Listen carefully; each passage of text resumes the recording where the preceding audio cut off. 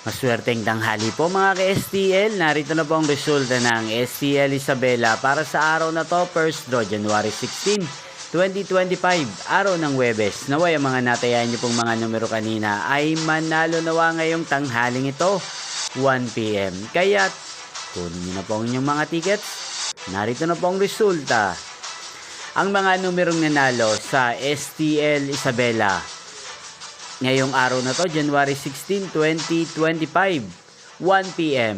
First draw result, 32 at 16 in exact order.